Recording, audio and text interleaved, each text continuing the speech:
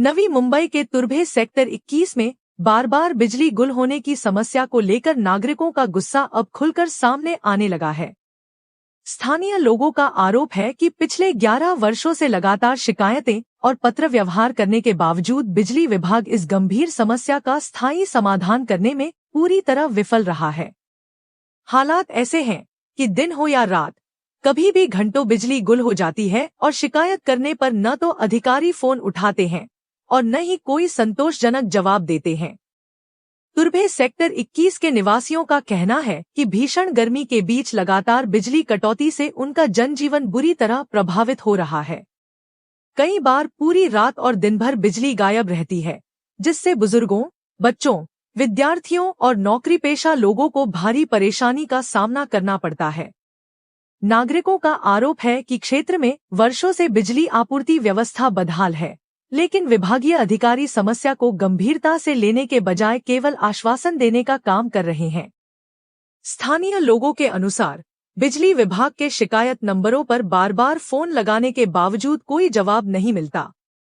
वहीं संबंधित अधिकारियों को कॉल करने पर भी फोन नहीं उठाया जाता। इससे परेशान होकर बड़ी संख्या में नागरिक तुर्भे स्थित बिजली विभाग कार्यालय पहुंचे और अपनी नाराजगी जताई। नागरिकों का आरोप है कि कार्यालय में मौजूद अधिकारियों और कर्मचारियों ने भी उनकी समस्याओं का कोई स्पष्ट जवाब नहीं दिया। लगातार उपेक्षा से नाराज नागरिकों ने अब आंदोलन का संकेत दिया है। उनका कहना है कि यदि जल्द से जल्द बिजली आपूर्ति की समस्या का स्थायी समाधान नहीं किया गया और अधिकारियों की जवाबदेही तय नहीं की गई, तो सेक्टर 21 के नागरिक सड़क पर उतरकर उग्र आंदोलन करने को मजबूर होंगे। नागरिकों ने चेतावनी दी है कि अब केवल आश्वासन नहीं, बल्कि ठोस कार्रवाई चाहिए। आम्ही सेक्टर 21 चे रहिवासी आहोत। आम्ही वारंवार साहेबांना तक्रार केले, पेपर व्यवहार केलेले आहेत। सेक्टर 1 मध्ये 17 मध्ये गेलो, तिथे आम्हाला सांगतात नाही तुमचं झालंय, तुमचं सॉल्व झालंय, तुमचं जे कोटेशन आम्हाला आम्ही मध्ये दिलं होतं की बाबा तुमचं ट्रान्सफॉर्मर चेंज होईल, तुमचं काही लाईटी म्हणजे 11 kV वर होईल, काही झालेलं नाही। एवढं 10-11 वर्षात 1 रुपयाचं काम केलेलं नाही। फक्त ते वर्षाला वर्ष वाढीव बिल पाठवतात, लाईट बिल भरले नाही तर लाईट बिल कट करतात। आज एकही अधिकारी त्यांचा इथं नाही। ज्या अधिकाऱ्यांना फोन लावतोय स्वामी साहेब फोन उचलत नाहीत। विषय साहेबांना फोन केला, त्यांनी सांगितलं माझी बदली झालेली आहे, आता बागुल साहेब कोण बागुल साहेब आहेत ते आहेत तिथे, त्यांचा पण पत्ता नाही, ते फोन उचलत नाहीत। आता इथे अधिकारी मग आम्ही भेटायचं कोणाला? आज घरामध्ये लहान लहान मुलं आहेत, म्हातारे वयस्कर माणसं आहेत, एवढं गरम होतं, हिसाबाच्या बाहेर गरम होतं। आम्ही रस्त्यावर आता आंदोलन केलं की लगेच ते येतात 10 मिनिटासाठी आम्हाला आश्वासन देऊन जातात। आज तुम्ही त्यांच्या अधिकाऱ्यांनी येऊन बघावं सेक्टर 21 मध्ये लाईटची काय अवस्था आहे। उघड्यावर डिप्या पडल्या, एमसील बोर्ड आहे ना उघड्यावर आहेत, जॉईंट मारून असे रस्त्यावर सोडलेले आहेत। उद्या काय झालं, लहान मुलगा पडला छिटकला तर काय त्याची जिम्मेदारी घेणार आहेत का एमसीबी?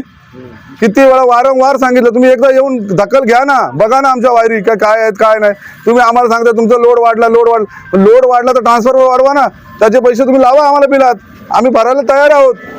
आज माहिती मागे भरतोय पण तुम्ही काही करत नाही आमच्यासाठी, फक्त तिथे खुर्चीवर बसताना पगार घेता। अधिकारी फोनच उचलत नाही तर कोणाशी बोलणार? फक्त एक विषय साहेबांनी फोन उचलला, त्यांनी सांगितलं माझी बदली झाली, बस। मग आता पुढे काय बोलणार आपण?